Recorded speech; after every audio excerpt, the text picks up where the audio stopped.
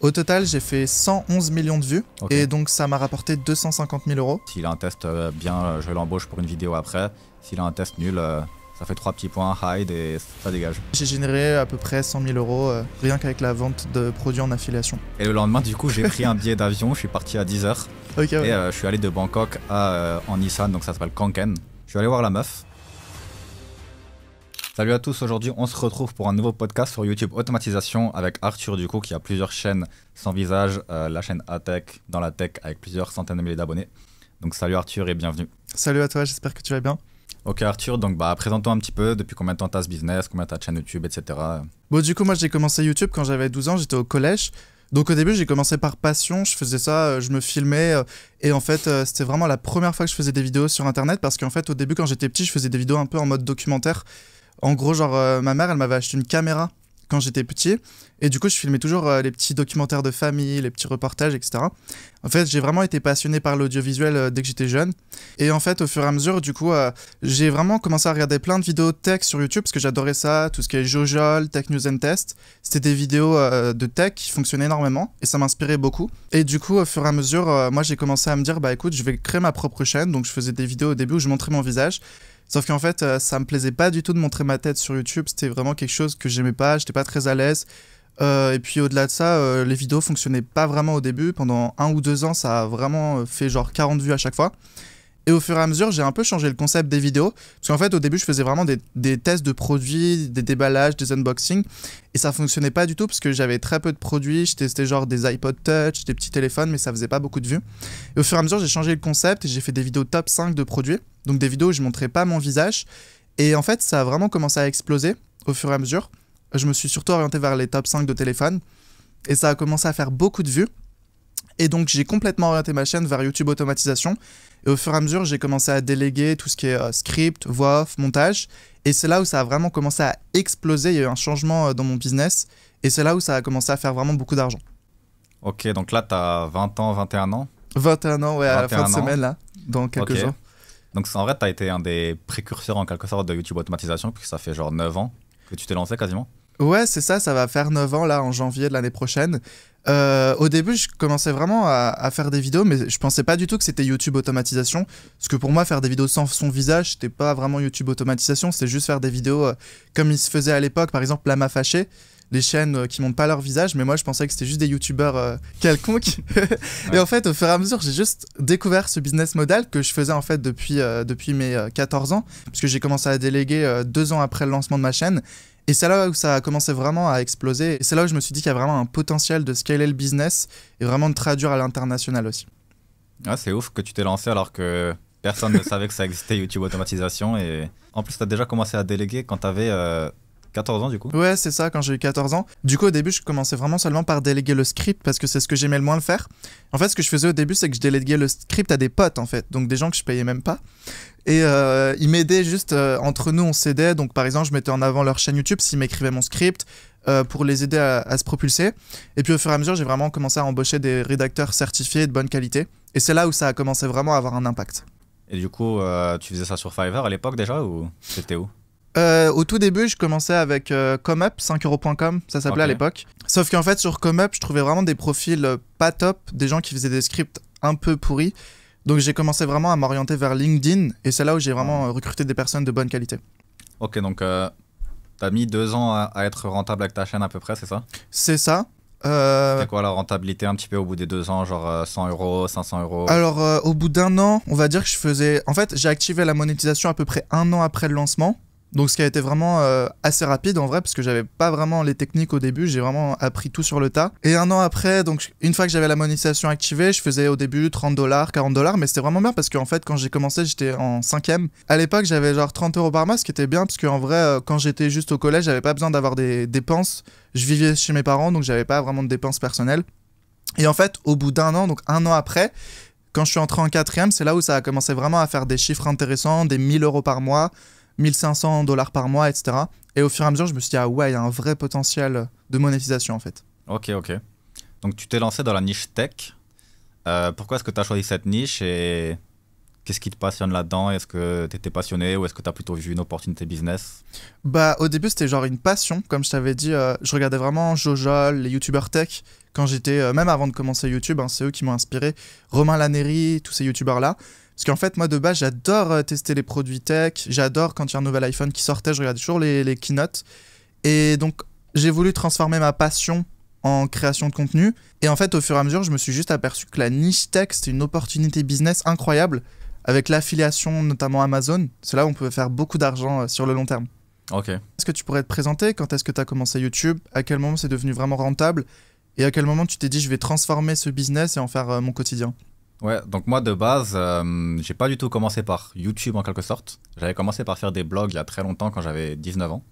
Pour moi, c'était un truc de fou. Je faisais un article par semaine et je me suis dit, ça y est, je vais lancer un business. Mais au final, bah, c'était rien et ça apportait pas grand-chose. J'étais encore en cours. Et pour les premières années, j'ai fait ça. Ensuite, je me suis un peu lancé dans tous les trucs en rapport avec le business en ligne. Donc c'est pas mal parce que du coup, je me suis formé sur tous les sujets. Donc créer des sites, faire des blogs, faire du SEO, du coup YouTube aussi. Et je faisais un peu tout et n'importe quoi, même des missions freelance de temps en temps. Et bah, après, je me suis dit, faudrait que je me lance dans un truc un peu plus niché. Parce que quelqu'un qui a 200 abonnés qui vend des formations sur comment créer un business, c'est pas très crédible. Donc je me suis lancé dans ce que j'aimais le plus. Et ce que j'aimais le plus, c'était YouTube. Ok. Donc de base, je me suis lancé sur YouTube pour expliquer aux gens comment réussir sur YouTube. Et aussi, du coup, ensuite, bah, j'ai découvert le business de YouTube automatisation. Donc le business de YouTube automatisation, qui est en gros un business où t'as pas forcément besoin de montrer ton visage. Et de base, bah, moi, j'avais pas forcément énormément d'argent non plus. Donc tu fais les vidéos toi-même. Tu fais le script, tu fais la voix, tu fais le montage, la miniature. Tu postes et bah, t'as pas besoin de montrer ton visage. Tu postes plein de vidéos. Une fois que tu as plein de vidéos, ça rapporte de l'argent. Et bah, quand ça rapporte de l'argent, petit à petit, tu peux commencer à déléguer. Donc c'est pour ça que c'est automatisation. Donc petit à petit, j'ai commencé à déléguer. J'ai commencé par la voix parce que j'aime pas du tout faire la voix. Ensuite, le script parce que, comme dit avant, j'avais des blogs. Donc j'ai écrit plus de 200 articles. Ça m'avait saoulé d'écrire des articles. Ok. Et le montage, c'est ce que j'aimais le plus. Donc c'est ce que j'ai délégué à la fin, en dernier. Maintenant, je fais des vidéos très qualitatives depuis quelques années maintenant, donc impossible pour moi de continuer à faire le montage. Mais voilà en gros pourquoi je me suis lancé dans YouTube automatisation, simplement parce que c'était ce que j'aimais le plus dans le business en ligne. Et maintenant, je vends aussi des formations dans YouTube automatisation et j'ai une chaîne perso où j'explique aux gens comment lancer eux-mêmes leur business de YouTube automatisation, leur chaîne, sur leur passion, dans leur niche. Moi, il faut savoir par exemple que je suis dans la niche des films. Tu peux vraiment lancer dans toutes les niches. T'as des mecs qui font des vidéos sur Elon Musk, sur Trump, des niches très nichées comme ça et ça fonctionne. Ok, super, trop bien. Et du coup, à quel moment tu as commencé à vraiment être rentable? À quel moment tu t'es dit YouTube, ça va vraiment être un business solide sur le long terme, comparément par exemple aux articles de blog que tu écrivais au tout début quand tu as commencé? Ouais, alors déjà j'ai vu une grosse différence entre mon nombre de vues et les ventes que je faisais déjà en termes de vente de formation. Parce que comme dit avant, bah, je vendais des formations dans le business, mais c'était trop général, les gens n'arrivaient pas à s'identifier, ils se sont dit qu'est-ce que c'est que cette formation et ils vont pas acheter, tu vois. Maintenant que j'étais spécifiquement dans YouTube automatisation avec une promesse claire, bah, les gens ils se sont dit ok, c'est ce que je veux faire. Peut-être qu'ils voient que je suis en Thaïlande du coup et qu'ils se disent que ça peut être bien d'être en Thaïlande aussi et que du coup bah, ils veulent suivre mon exemple. Enfin, bref, c'était bien plus ciblé et du coup les gens se sont dit ok, je vais plus acheter la formation sûrement. Donc déjà depuis que j'ai niché ma niche en tant que vente de formation personnelle pour moi, bah, ça a bien mieux marché. Et en même temps à ce moment-là je me suis lancé dans mes chaînes sans visage. Mes chaînes YouTube automatisation ont fonctionné un peu après mes chaînes perso, puisque du coup, bah, j'avais des clients avec mes chaînes perso. Ok. Donc de base, j'avais pas forcément trop de temps pour continuer sur mes chaînes automatisation et je les utilisais plus comme des tests en vrai. Je testais un petit peu ce qui marchait et ensuite je le faisais chez mes clients. Et un jour, à force de faire des tests au hasard, bah, j'ai une chaîne qui a un peu explosé. Ok, super. Donc je me suis dit, bah, je vais monopoliser là-dessus. C'est une chaîne sur les films. Et depuis que la chaîne a explosé, je fais bah, minimum 1000 € par mois. Donc voilà, c'est top. Et 1000 € par mois sans faire de vidéos ou en faisant chaque mois des vidéos? Je fais chaque mois des vidéos, mais vraiment de base, c'est sorti de n'importe où. Je faisais juste des tests vite fait, je postais pas régulièrement. Ok, Et super. depuis que ça fait 1000 € par mois, le premier mois ça a fait 3000. Et maintenant ça fait minimum 1000, entre plutôt 1500. 1500, 3000, un peu dans ces eaux-là. Bah, depuis que ça fait ça, bien évidemment, je surfe sur le truc et je poste 2 vidéos par semaine. Mais Et comment il t'est venu à l'idée de choisir la niche des films et pas une autre niche? Pourquoi celle-ci? Est-ce que c'est par rapport au RPM? Est-ce que c'est par rapport au CPM? de base, j'aimais bien la niche des films et des animés, tout simplement parce que c'est des sujets que j'aime bien. Ok. J'ai pas mal testé la niche des animés, mais j'ai vu que le RPM était quasiment 30% moins élevé que la niche des films. Donc je me suis dit, bah, je vais me lancer dans la niche des films. Et c'est surtout ma chaîne de niche des films qui a bien marché. Faut savoir que j'avais 2 chaînes. qu'ils étaient toutes les deux traduites en anglais et en français. Du coup, j'avais une chaîne animée, une chaîne de films, en anglais et en français les deux. Donc déjà, l'erreur, c'était que j'ai fait plusieurs chaînes alors qu'il y avait juste à faire une seule chaîne et focus tout sur une seule chaîne. Mais bref, la chaîne des films a un peu mieux marché.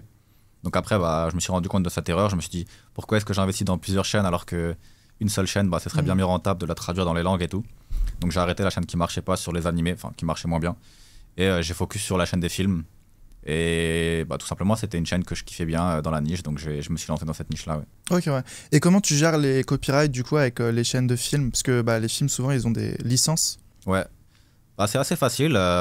Suffit d'utiliser la règle du fair use. Donc, en gros, il faut apporter un commentaire au-dessus de la vidéo. Donc, c'est-à-dire que tu vas pas mettre le son déjà. Tu vas avoir une voix off qui explique quelque chose au-dessus.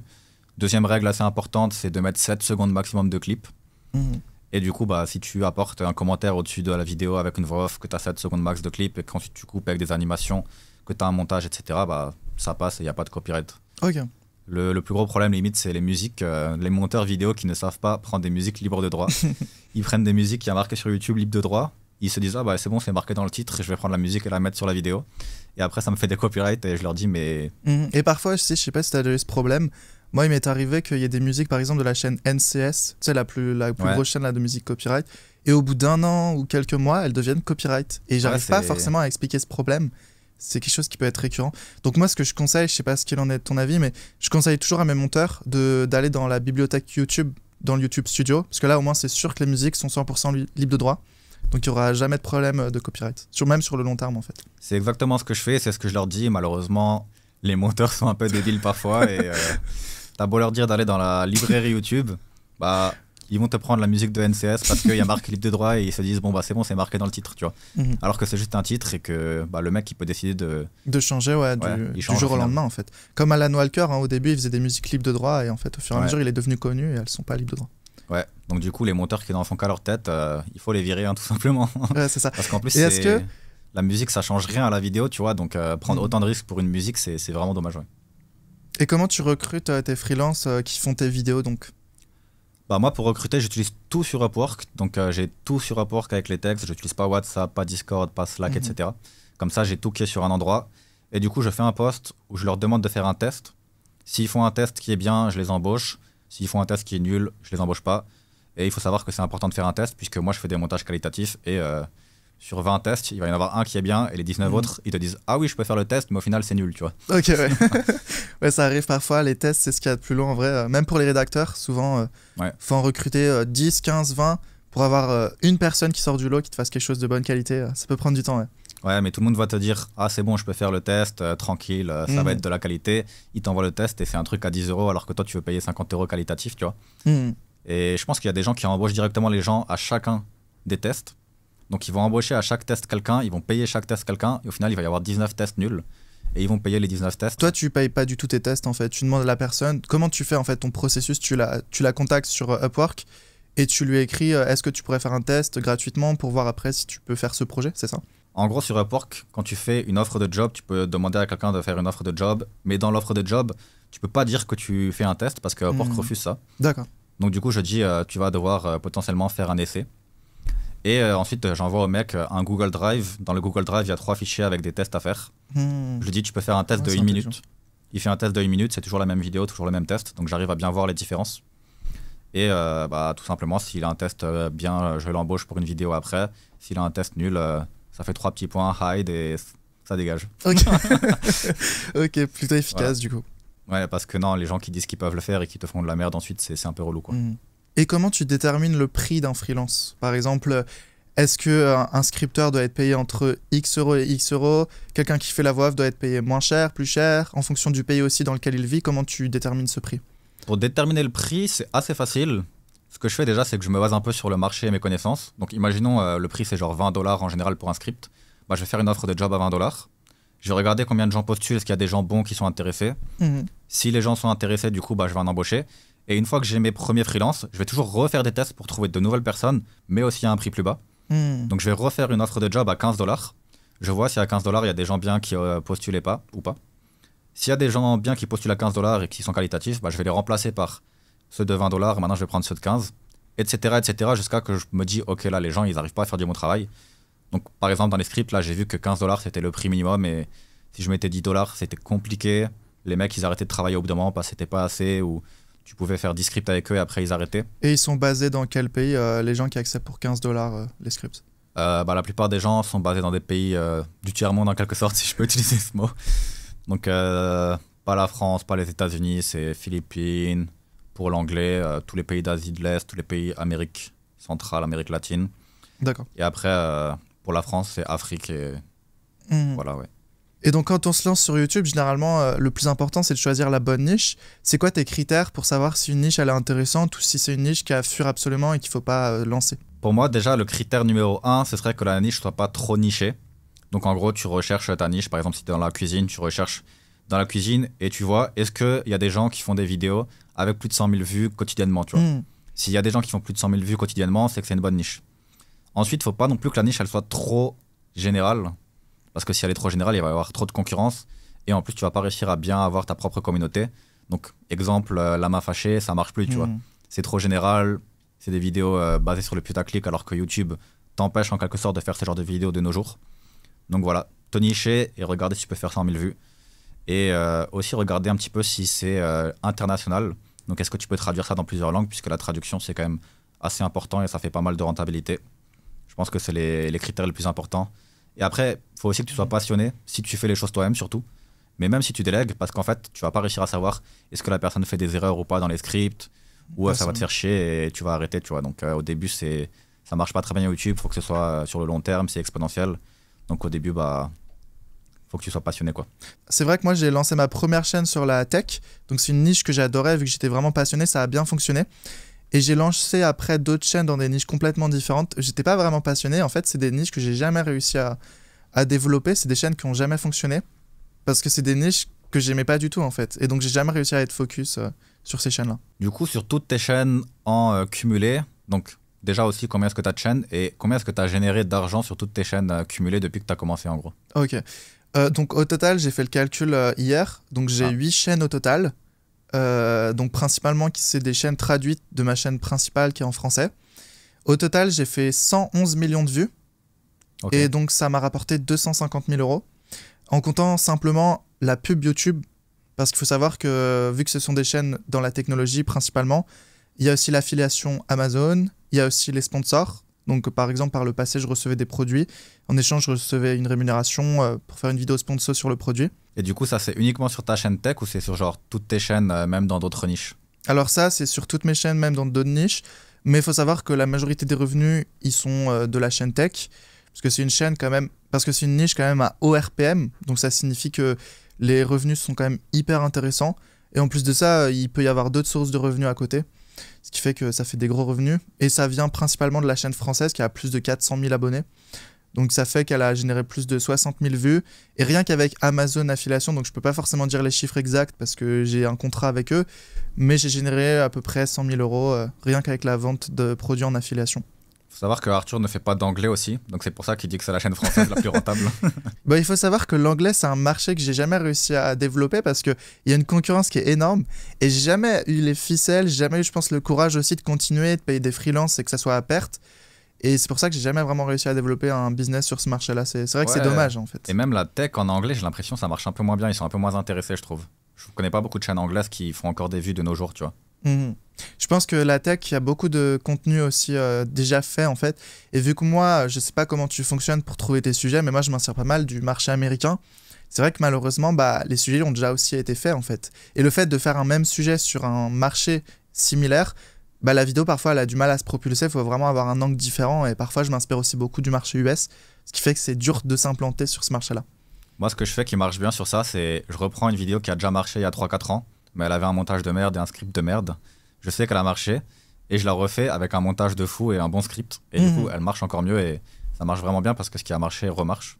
Je voulais aussi te poser la question, est-ce que depuis que tu as commencé, donc il y a 10 ans maintenant, le RPM a augmenté sur la niche tech en général avec l'inflation, le temps que YouTube devienne démocratisé, etc. C'est vrai, quand j'ai commencé en 2017, donc j'ai eu la monétisation en gros en 2018, donc un an après. Au début, c'était pas incroyable, mais c'est vrai que je faisais des vidéos de 3 à 4 minutes. C'est des vidéos très courtes, des top 5, des top 4 de produits, etc. Et au fur et à mesure, ça a vraiment augmenté dès lors que j'ai commencé à faire des vidéos d'à peu près 8 à 10 minutes. C'est là où j'ai pu activer la double monétisation. et vraiment avoir des revenus intéressants. Plus l'affiliation qui fait que en fait, ça double pratiquement en gros le RPM. En gros, dans la tech, c'est un RPM d'à peu près 3 à 4 euros pour des vidéos de 3 à 5 minutes, disons. En français, ouais. Et en français, exactement. Et pour des vidéos plus longues de 8 à 10 minutes, là, on peut monter à 5 euros facilement, en fonction des sujets, bien sûr. Ok, ouais, donc c'est vraiment pas mal et c'est vraiment énorme, puisque dans les films, par exemple, en français, c'est plutôt 2 euros. D'accord. Et c'est 5 dollars en anglais, enfin 4 dollars en anglais. Donc ça veut dire que toi, si tu faisais des vidéos en anglais, t'aurais quasiment 10 euros les 1000 vues, en fait, ouais. Ok, ouais. Bon, maintenant qu'on a fait une grande introduction par rapport à YouTube, j'aimerais savoir un peu plus sur ton point de vue personnel. Où est-ce que tu habites? Quel pays tu as visité avant? Est-ce que tu as quitté la France et depuis combien de temps? Ouais, donc moi, j'ai quitté la France il y a 5 ans, 6 ans à peu près. Et de base, je voulais aller en Thaïlande. Mais quand j'ai quitté la France, il y avait le Covid. Donc j'ai pas pu aller en Thaïlande parce que la Thaïlande, c'était vraiment la merde pendant le Covid. Du coup, je suis allé à Malte parce que Malte, c'était le seul pays d'Europe qui était ouvert pendant le Covid. Et en plus, j'étais intéressé par Malte. C'était ma première expatriation aussi, donc c'était pas très loin de la France. Et j'avais des potes qui voulaient venir à Malte, donc je me suis dit, bon, bah, je vais partir 1 an à Malte. J'ai fait le visa à Malte pour payer mes impôts à Malte. Il fallait avoir 15 000 euros sur un compte, etc. C'était assez facile à faire. Je suis devenu e-résident à Malte. Et du coup, je suis resté 4 ans à Malte, à peu près. Mais du coup, je restais uniquement 6 mois à Malte par an et les 6 autres mois, je voyageais pour tester tous les pays entrepreneurs. Donc en gros, je restais 6 mois à Malte, c'est une petite île, tu te fais chier au bout de 6 mois. Et ensuite, je voyageais dans les pays entrepreneurs, donc Estonie, Dubaï, Monténégro, Bali, la Thaïlande, etc. J'ai vraiment tout testé. Tous les trucs entrepreneurs où les gens sont entrepreneurs. La Colombie même, j'ai testé. Et je faisais ça à chaque fois. Et à chaque fois, je revenais à Malte parce que il faut être 6 mois et un jour à Malte pour payer tes taxes à Malte. Et je savais pas trop quoi choisir, donc j'avais pas envie de me commit en quelque sorte dans un autre pays alors que j'étais pas sûr. D'accord. Donc je suis resté 4 ans à Malte. C'est pas mal Malte, mais après le Covid, les prix ont vraiment explosé. C'était déjà cher de base, donc bon, moi j'avais de l'argent, donc je m'en foutais un petit peu, mais en gros tu payes un studio 1300 euros par mois, c'est assez cher. Alors que par exemple maintenant je suis en Thaïlande, je me suis expatrié en Thaïlande, et pour faire la comparaison, un studio en Thaïlande c'est 400 euros. Donc c'est 3 fois moins cher, et c'est pas un studio de merde comme à Malte où t'as des cafards et où t'as des murs de merde, tu vois. C'est un truc avec une piscine, un condo de fou, une salle. Donc grosse différence sur ça, rapport qualité-prix, grosse différence. Et du coup, oui, je me suis expatrié en Thaïlande, ça va faire maintenant 2 ans à peu près. Et actuellement, j'habite en Thaïlande, à Bangkok, je kiffe bien Bangkok. Et le rapport qualité-prix est bien meilleur que Malte. Les expériences sont bien meilleures que Malte, on se fait bien moins chier. Et j'ai quitté la France. Ouais, c'est ça, j'ai entendu que Malte, c'était vraiment une île. Et en fait, la plupart des expats, ils ont commencé par celle-là. Et en fait, il n'y a plus personne qui reste. Les gens restent à peu près 1 an, 2 ans. Et au bout d'un moment, il n'y a plus rien à faire. Et donc, quels sont les pays que tu as le moins aimé dans les pays que tu as fait en tant que digital nomade, donc lorsque tu étais à Malte et que tu voyageais en même temps? Les pays que j'ai le moins aimé, en vrai, j'ai aimé quasiment tous les pays, mais on va dire que les pays que j'ai le moins aimé, c'est Estonie, Monténégro, Malte, en quelque sorte. Donc en fait, les pays d'Europe, tout simplement. Et ce que j'ai bien aimé ensuite, c'est Bali, la Thaïlande et Dubaï. Donc j'avais hésité entre Dubaï, Bali et la Thaïlande. Et au final, je suis allé en Thaïlande. Ça faisait déjà bien longtemps que je voulais aller en Thaïlande, comme j'ai dit, mais il y avait le Covid. Plus avant, je ne savais pas trop comment il fallait faire pour aller en Thaïlande. Maintenant, il y a le visa digital nomade, donc c'est parfait. C'est vrai qu'ils ont sorti le visa DTV qui permet de rester 6 mois dans l'année, de sortir, de revenir. Ouais. Ce qui fait qu'on peut rester pratiquement 5 ans sur le territoire thaïlandais. Ouais, même après 5 ans, tu peux sûrement renouveler. Avant, c'était 14 000 euros, 15 000 euros pour payer un visa, le visa élite. Ouais, c'était même pas vraiment légal, t'avais pas forcément le droit de travailler, alors que là, au moins, c'est vraiment avec des règles claires, c'est structuré, donc c'est super. Ouais. Et toi, est-ce que tu as testé différents pays avant de partir en Thaïlande ou genre t'es directement allé en Thaïlande? Qu'est-ce que tu as un peu fait? Donc moi, une fois que j'ai eu le bac, à 18 ans, j'ai quitté les études et je suis allé en Irlande pour apprendre l'anglais pendant 3 mois. Au début, je pensais que c'était un pays super entrepreneur parce qu'ils en parlaient pas mal par rapport à la fiscalité notamment. Mais en fait, je me suis rendu compte que déjà, il faisait super moche tout le temps, il pleuvait tout le temps. Ensuite, c'est super cher en fait. On sous-estime énormément, mais c'est très très cher parce qu'il y a les grosses entreprises tech, il y a Google, il y a Facebook qui sont les sièges sociaux européens qui sont là-bas. Donc, je me suis dit au bout de 3 mois, faut peut-être rentrer en France. Et en fait, une fois rentré en France, je me suis dit, la France, ça me plaît plus du tout, j'ai envie de partir. Donc, je suis allé en Australie, qui était vraiment mon rêve d'enfant. J'ai fait un super long voyage aussi de 3 mois là-bas, en apprenant l'anglais dans une école internationale. Et au bout de 3 mois, je me suis dit, l'Australie, ça coûte très cher. Il n'y a pas vraiment d'option de visa, à part le visa PVT, mais tu peux rester 2 ans c'est un peu galère, etc. C'est pas forcément fait pour les digital nomades. Donc je suis rentré en France de nouveau et après je suis parti à Bali avec des super potes entrepreneurs à moi. On avait loué des villas pendant un peu plus d'un mois. Et donc là, je me suis dit, waouh, j'ai découvert l'Asie pour la première fois. C'était le premier pays que j'ai fait en Asie. Et je me suis dit, ah ouais, le choc culturel est super. Moi, j'ai adoré. Et donc après, j'ai fait la Thaïlande. Et là, je me suis dit, waouh, il y a vraiment un truc avec ce pays. Donc j'ai visité il y a 2 ans pratiquement maintenant. Je suis venu ici pour la première fois. J'avais fait Phuket, Chiang Mai, Bangkok. Et en fait, je me suis vraiment attaché à ce pays. Puis après, j'ai voyagé un peu entre-temps aussi en Asie. Je suis allé en Corée du Sud, au Japon. J'ai pas du tout aimé la Corée du Sud parce que c'est très fermé, je trouve, pour les étrangers. Je me suis déjà fait rejeter dans des restaurants. Je me suis déjà fait virer de boîte de nuit sans aucune raison. Donc c'était un peu particulier comme pays, comme expérience. C'est vrai que parfois, les expats aiment bien la Corée du Sud, mais moi, j'ai trouvé que c'était très, très surestimé. Ok. Et donc, je suis revenu en Thaïlande quelques mois après, l'année dernière. Et puis je me suis dit que c'était très intéressant. Et en fait, l'année dernière, ils ont sorti le DTV. Donc j'ai postulé en août. Entre-temps, j'ai fait des allers-retours en France, en Europe, etc. Par exemple en Italie, au Portugal.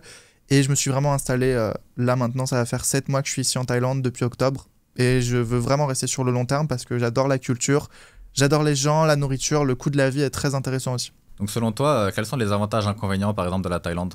Alors, pour moi, il y a beaucoup plus d'avantages que d'inconvénients, du moins de mon point de vue, parce que je suis pas thaï, j'ai pas le salaire thaï, et j'ai pas non plus la compréhension de la Thaïlande qu'ont les Thaïlandais, parce que je parle pas du tout le thaï.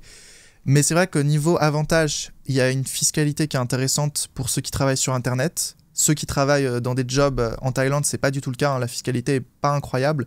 Bon, ça sera toujours mieux que la France, bien sûr. Ensuite, avantage, le peuple, la culture. Je trouve que les gens sont vraiment super gentils. Pareil, niveau culture, il y a une culture vraiment très très belle. Il y a une histoire incroyable comparément à des pays comme Dubaï où je trouve qu'il y a une culture qui est quand même assez moyenne, du moins de mon point de vue. Hein.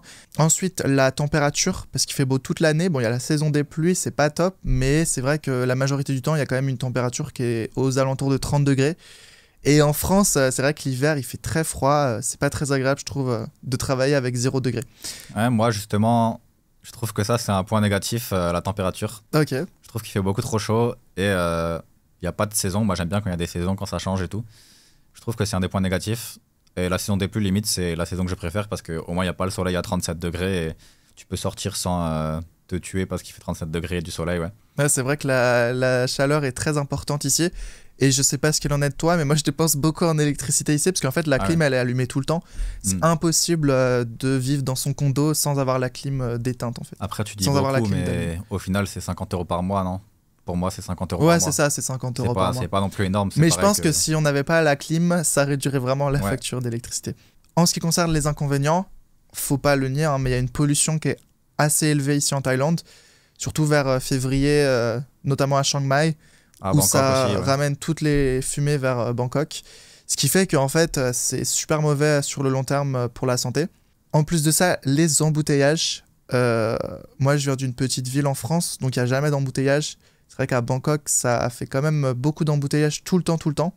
Le soir, ça va vers 22-23 heures, mais avant, en fait, il y a toujours des embouteillages. Tu peux mettre 1 heure pour faire ne serait-ce que 20 km. Enfin, c'est très long parfois. En voiture? En voiture, ouais, effectivement, parce en motorbike, c'est très rapide. Ouais.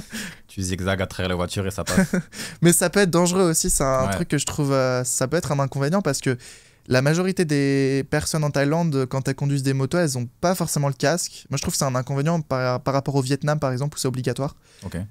Donc voilà. Tu sais polluer aussi quand tu es en motorbike, comparé en voiture, tu es en plein milieu des voitures, des gaz d'échappement et tout, donc vaut mieux mettre le masque. Moi, je sais que je le mets pas trop, mais faudrait toujours avoir un masque quand tu fais des trucs en motorbike, des trajets en motorbike. Et donc, selon toi, c'est quoi les inconvénients, avantages de la Thaïlande? Et par rapport aux relations, est-ce que tu as déjà eu des expériences avec des filles thaï du coup? Bah, les avantages et inconvénients, déjà les avantages, c'est que le pays, pour moi, est très très bien en termes de politique en quelque sorte. Je sais pas si on peut dire politique, mais je me sens bien dans le pays. Il n'y a pas des gens qui te jugent, contrairement à la France. Tout le monde est content d'être là. Tout le monde fait ce qu'il veut, il y a du respect, il n'y a aucune dangerosité. La culture est vraiment top, je trouve. Les gens sont respectueux. Et même les expats, je trouve, la plupart sont respectueux quand ils viennent ici, alors qu'ils ne le sont pas forcément dans d'autres pays. Donc ça, c'est un bon point. C'est un des plus gros avantages, je pense. Ensuite, un des gros avantages, c'est surtout Bangkok, selon moi. Parce que comme dit avant, quand je voyageais, je me faisais un peu chier dans toutes les villes. Et là, vraiment, j'ai envie de revenir à chaque fois. Je me fais jamais chier. Il y a toujours des nouveaux cafés à tester, des nouveaux trucs à tester. C'est vraiment une ville de ouf. Mais en même temps, le rapport qualité-prix est vraiment fou. C'est pas comme si tu es à Dubaï. Là aussi, il y a des trucs à tester, mais tu payes à 500 € la journée si tu veux tester des trucs à chaque fois. Pareil, au Japon, à Tokyo, c'est un peu cher quand même. Donc là, c'est vraiment bon rapport qualité-prix, plein de choses à tester. Donc ça, je kiffe bien aussi. Ensuite, tu as l'aspect entrepreneuriat. J'aime bien être avec des gens qui font du business. Et Bangkok, c'est vraiment un hub de gens qui font du business dans le monde. Donc, tu es là avec la belle culture, mais tu es aussi là avec des gens qui sont de ta propre culture à toi. Mais en même temps, c'est pas les gens relous et négatifs. C'est les gens qui, justement, n'aiment pas les gens relous et négatifs et qui sont partis. Et du coup, c'est des gens positifs parce que sinon, ils seraient restés là-bas, tu vois. Donc, c'est la plupart du temps pas les mêmes personnes qui sont restées dans leur pays. Et c'est des personnes, justement, bien plus ouvertes d'esprit, qui ont un business, etc. Donc, en gros, ne pas rester avec les gens que t'aimes pas et partir avec les gens que t'aimes, ça, c'est vraiment cool ici, je trouve. Et par rapport aux inconvénients de la Thaïlande, c'est quoi pour toi le plus gros problème qu'il y a ici à Bangkok? Pour moi, les inconvénients de la Thaïlande, c'est un peu comme toi, hein, c'est la pollution, le trafic, surtout à Bangkok du coup, et la pollution, pareil, surtout à Bangkok. La chaleur, je trouve que parfois il fait bien trop chaud. Et sinon, pour moi, il n'y a vraiment quasiment pas d'inconvénients à part ça, hein. C'est vraiment les seuls inconvénients. Ils peuvent être assez pénalisants pour les gens, surtout la pollution.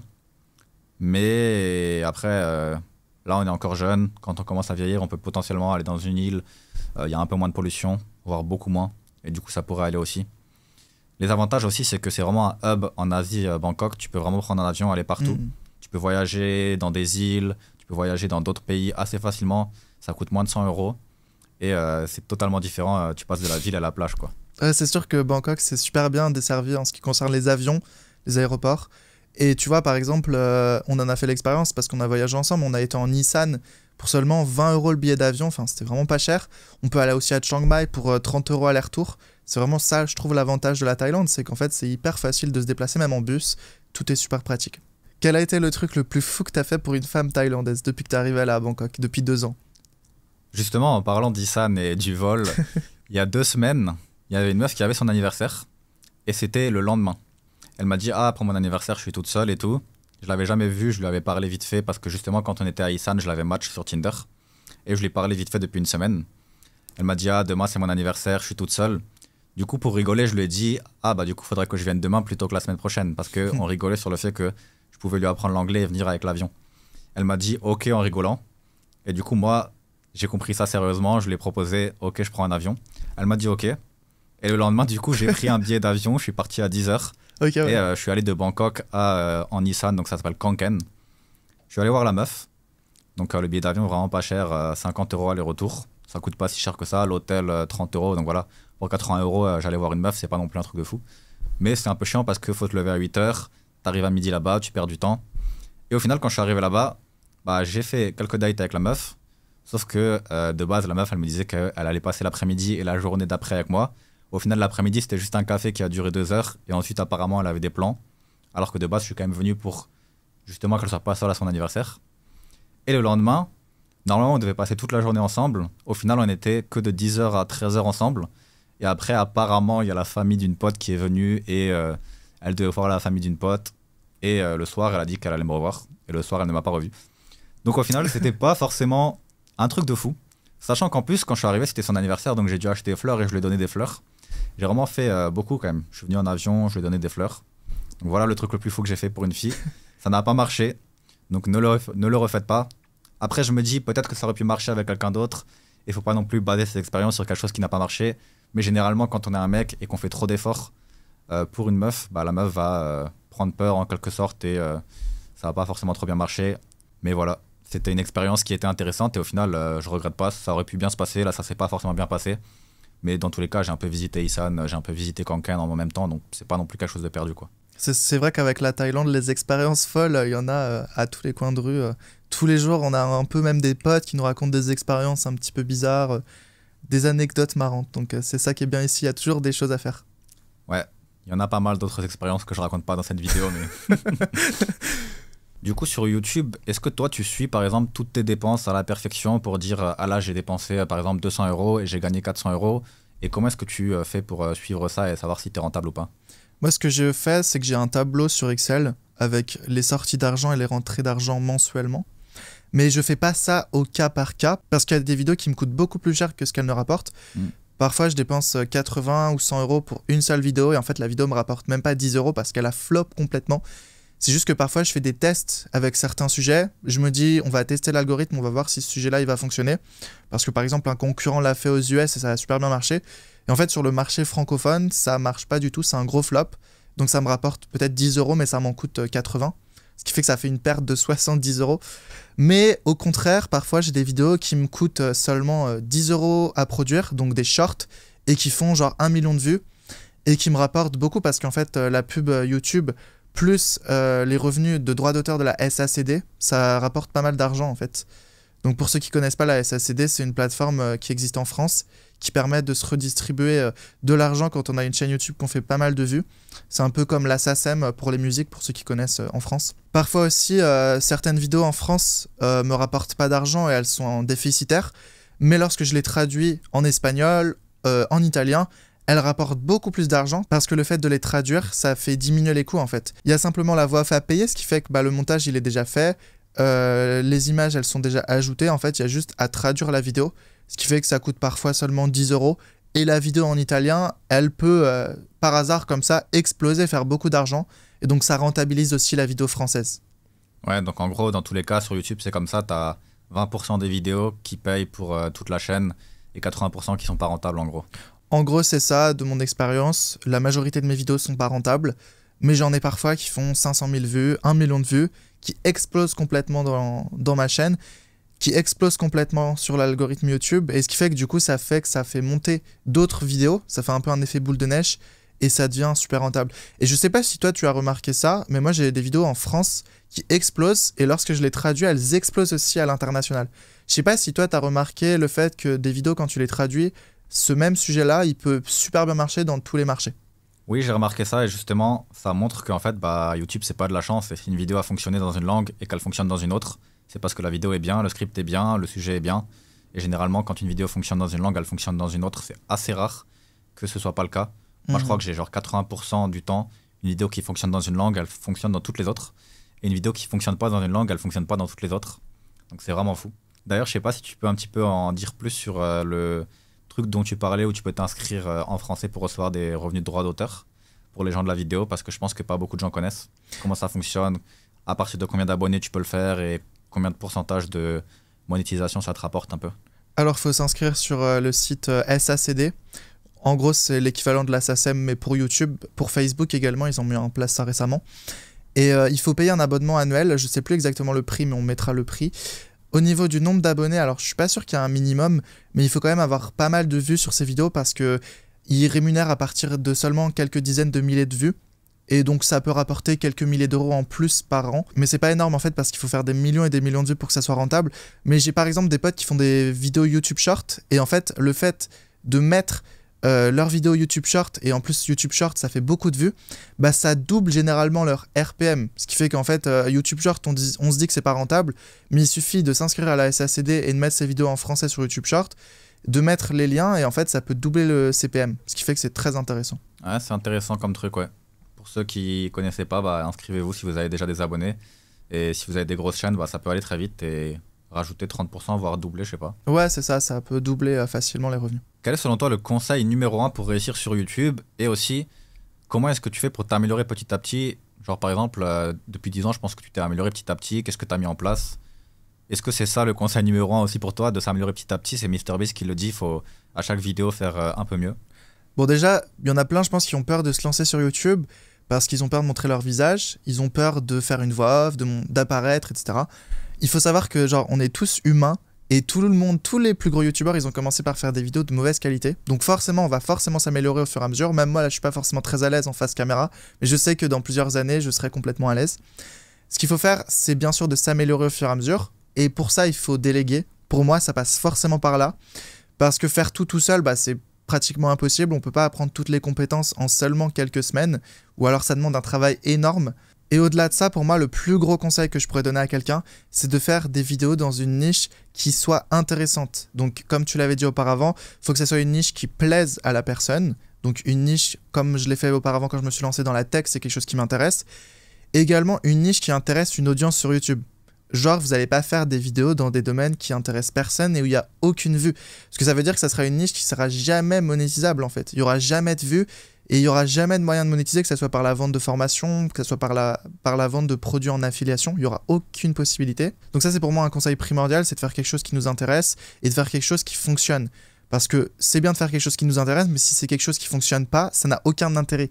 Derrière, il n'y aura aucun clic, donc il n'y aura aucun moyen de faire de l'argent.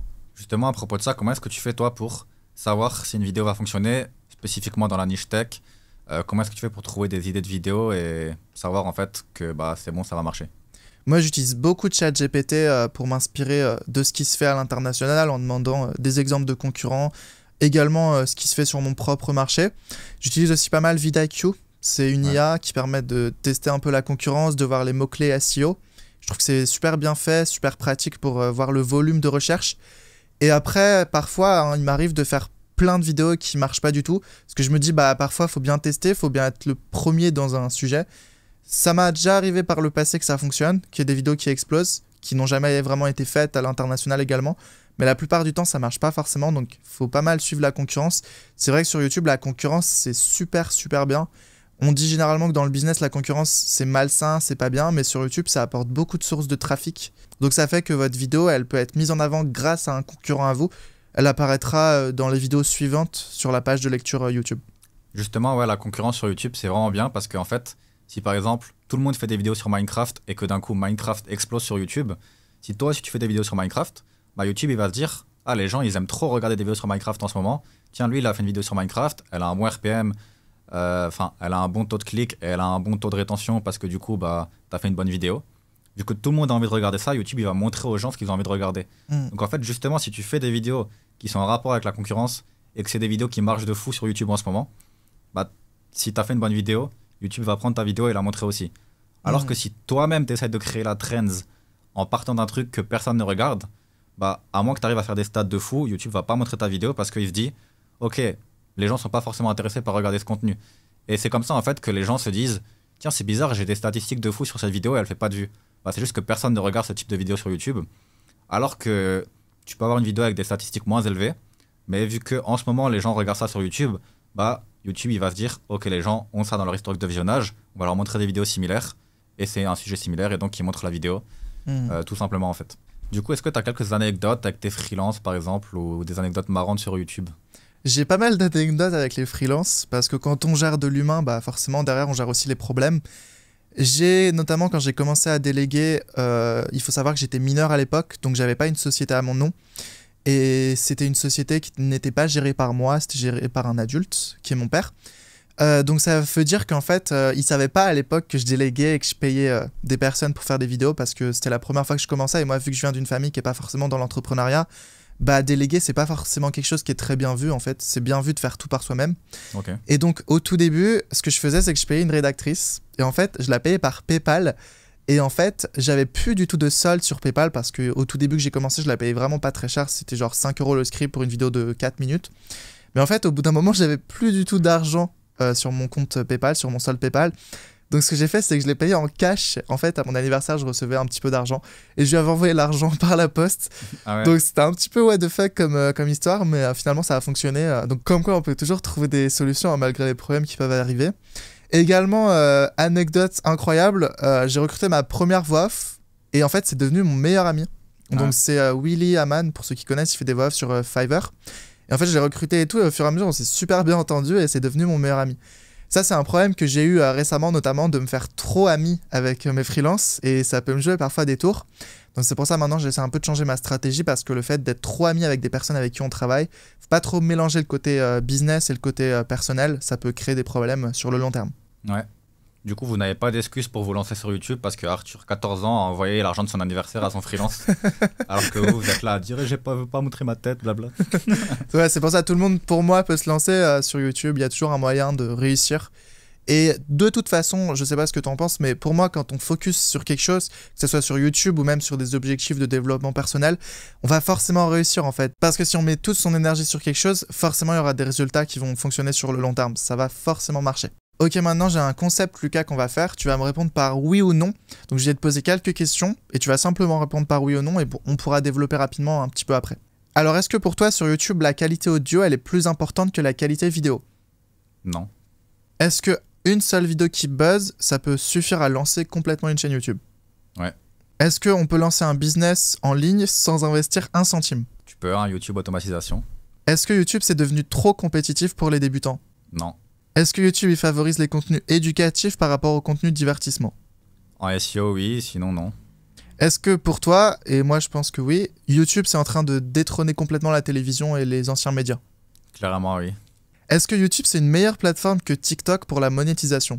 Oui, et surtout sur le long terme, TikTok, c'est vraiment très peu long terme. Est-ce que copier des tendances YouTube, ça garantit forcément des vues, même sans faire une optimisation SEO, etc.? Ça va faire plus de vues que si tu copies pas, mais faut quand même optimiser. Est-ce qu'il faut publier toutes les semaines pour percer sur YouTube? C'est important d'avoir une régularité, mais faut pas faire une régularité sans qualité. Est-ce que la Thaïlande est toujours le meilleur pays selon toi pour les digital nomades? Oui. Du coup, je vais dire non, comme ça les gens viennent pas. Est-ce que selon toi, il faut fuir la France pour réussir dans l'entrepreneuriat? Pas forcément, mais ça va largement rajouter beaucoup d'argent et beaucoup de temps d'économiser pour atteindre les différents paliers de réussite. Et est-ce que tu as déjà réussi à construire des amitiés sur le long terme ici à Bangkok de gens qui travaillent sur Internet? Bah, c'est assez marrant parce que justement, on était, nous deux, à un rendez-vous entrepreneur dans une raclette à Bangkok. Comme quoi, il y a des raclettes à Bangkok. Même avec cette chaleur d'ailleurs. Ouais. Et de base, je suis arrivé, je connaissais personne à part toi du coup. Et à la table, déjà, il faut savoir qu'il y avait 4 personnes qui parlaient français, qui étaient français, c'était un rendez-vous de français, qui habitaient dans mon condo. Et je les connaissais pas. Donc j'ai rencontré 4 personnes qui habitaient aussi dans mon condo. Et en plus, du coup, on a rencontré un mec qui faisait des voix off. Et tous les deux, on a contacté ce mec sur Fiverr. Et on lui a proposé des prix un peu, des prix d'Africains en gros. il a ragé, il s'est énervé. On a regardé du coup sur Fiverr si on l'avait contacté. Et oui, on l'avait contacté. Et c'était marrant parce qu'il avait justement ragé de nous en quelque sorte parce qu'on voulait le payer très peu cher. Comme quoi le monde est petit et on peut rencontrer des gens à qui on a parlé sur Fiverr autour d'une table à Bangkok. Et oui, j'ai rencontré des gens assez long terme ici avec qui je suis pote. Donc des gens dans mon condo ou par exemple toi aussi que... En gros, j'ai rencontré à Bangkok, même si on se connaissait un peu avant, mais... Ouais, c'est ça, ça Bangkok, fait quoi. plus de 2-3 ans qu'on se connaît maintenant depuis Instagram. Donc, selon toi, Lucas, c'est quoi l'avenir de YouTube? Est-ce que c'est l'IA? Est-ce que c'est encore la mise en avant de créateurs qui montrent leur visage? Ou est-ce que c'est YouTube automatisation? Ou un peu un mix des trois? Alors, il va y avoir déjà les gens qui montrent leur visage, qui du coup seront authentiques et qui ne pourront pas fake le fait que c'est une IA. Donc, du coup, ça va bien marcher. Et l'un des avantages avec l'IA, c'est que la plupart des gens vont faire des contenus de merde avec l'IA en ce moment. Donc en fait, ça avantage encore plus ceux qui font de la qualité parce que les contenus qualitatifs sur YouTube, c'est encore plus rare qu'avant. Maintenant, les gens, ils font de YouTube automatisation avec de l'IA, c'est de la merde, ça fait pas de vues, il y a une voix d'IA et les gens, ils quittent. Et donc si toi, tu fais du contenu de qualité, bah t'as un avantage comparé à eux parce que eux, ils veulent pas se faire chier, toi, tu te fais chier, et donc tu prends toutes les vues. Puisque sur YouTube, c'est les pourcentages de rétention en plus qui font toutes les vues. Donc c'est les gens qui font de la qualité qui font toutes les vues. Et donc pour moi, c'est un avantage et ça ne deviendra pas de l'IA à moins que l'IA arrive à faire une qualité énorme, mais je pense pas puisqu'il y aura toujours un contenu créatif qui sera fait par les humains derrière. D'ailleurs, je sais pas si tu as vu, mais YouTube ont mis en place récemment la traduction automatique des voix, des pistes audio. Et honnêtement, je sais pas si vous avez regardé, mais pour moi, c'est une catastrophe. Okay. Même en anglais, la voix off est vraiment dégueulasse, parce que pour le coup, la majorité des voix off maintenant qui sont faites en IA en anglais sont bonnes, mais celles qui ont été adaptées sur YouTube sont vraiment très très mauvaises. La qualité est très très peu présente. Donc je trouve que pour l'instant, l'IA a encore du mal à s'implanter sur YouTube. Ouais, et on va peut-être arriver aussi à un stade où l'IA ne pourra plus trop s'améliorer, donc on verra. Après, ça peut être bien de traduire sur la même chaîne quand tu montes ton visage, mais quand tu montes pas ton visage, il vaut mieux créer plusieurs chaînes pour diversifier les risques et avoir une communauté sur chaque chaîne spécifiquement. Même le texte va être dans une autre langue, donc ça peut être bien mieux, je pense. Et est-ce que tu utilises l'IA pour créer des vidéos, que ça soit des scripts, parfois la voix off, parfois, je sais pas moi, l'optimisation des mots-clés? Est-ce que ça t'arrive parfois d'utiliser de l'intelligence artificielle? Moi, j'utilise juste pour m'inspirer, donc trouver des idées, potentiellement un peu pour trouver quelques mots-clés. Pour le script, j'utilise pas, pour la voix off, non, le montage, non. Je fais encore tout moi-même, donc... Ok, ouais. Est-ce qu'avant que tu te lances sur YouTube, tu as eu un peu le regard des autres? Est-ce que par exemple ton entourage, ta famille, tes amis t'ont jugé? Ou est-ce que personne ne t'a vraiment jugé et tu as pu te lancer par toi-même? Ou même est-ce que tu en as parlé juste à personne en fait? Bah moi quand je me suis lancé sur YouTube, c'était il y a quand même assez longtemps. Déjà de base je me lançais sur YouTube quand j'étais au collège, j'avais fait des vidéos sur les jeux vidéo un petit peu. Donc là les gens s'étaient un peu moqués de moi, ils avaient trouvé ma vidéo. Mais moi je m'en foutais parce que je savais que c'était cool, je faisais des vues. Et en fait de base YouTube c'était pas quelque chose qui était bien vu d'être youtubeur à mon époque. Donc, c'est pas comme maintenant, on te lance sur YouTube et les gens sont ah cool, tu veux devenir youtubeur. Moi, c'était vraiment le truc gênant. Donc, j'ai dit à personne dans mon entourage, on va dire ma classe, par exemple, de cours à l'école, que je faisais du YouTube. Personne ne l'a jamais découvert. C'était les 2 dernières années, donc voilà. Et sinon, ma famille savait que je faisais du YouTube et ils savaient pas trop ce que c'était, ils s'en foutaient un petit peu et au final, ils ont rien dit dessus. Mais je pense que le regard des autres était compliqué à notre époque, ouais. C'était plus dur de se lancer parce que c'était vraiment mal vu. Et c'était vraiment gros débile qui se lance sur YouTube. C'est vrai que moi, quand j'ai commencé, j'ai eu un regard des autres important. J'ai commencé au collège en plus. Donc c'est la période où il y a le plus de faux culs, il y a le plus de gens qui critiquent les gens, mais ouvertement, face à face. Et je m'en suis pris pas mal dans la gueule, en vrai, quand j'ai commencé. Mais en fait, finalement, ça m'a renforcé même à continuer, jamais abandonner. Et maintenant, là où j'en suis, fait pas mal d'envieux, je pense, quand je regarde. Par exemple, quand j'ai atteint les 100 000 abonnés, il y a des gens qui m'ont reparlé alors qu'à l'époque, c'était les premiers à m'insulter. Puis après, avec le temps, tu commences à t'habituer à ça et tu t'en fous, en fait. C'est ça, le regard des autres, on en a vraiment rien à faire. D'ailleurs, c'est pour ça, si vous souhaitez vous lancer vous aussi sur YouTube, bah, il faut vous dire que le regard des autres, c'est très peu intéressant et ça changera rien en fait. C'est pas parce que quelqu'un va vous critiquer que lui-même va se lancer en fait. C'est quelqu'un qui est jaloux et qui est même pas capable de faire une vidéo par lui-même également. Lucas, on se retrouve bientôt, j'espère, pour un nouveau podcast parce qu'on n'a pas eu le temps d'aller dans tous les détails, mais la prochaine fois, on ira un petit peu plus loin et on vous parlera plus en détail de YouTube automatisation. Du coup, si vous voulez en savoir plus sur YouTube automatisation, n'oubliez pas qu'il y a une formation offerte juste en dessous. Vous pouvez cliquer sur le lien et je vous envoie la formation offerte. Comme ça, vous allez pouvoir devenir comme moi ou Arthur, des entrepreneurs qui font du YouTube automatisation, qui sont en Thaïlande. Donc cliquez sur le lien en dessous.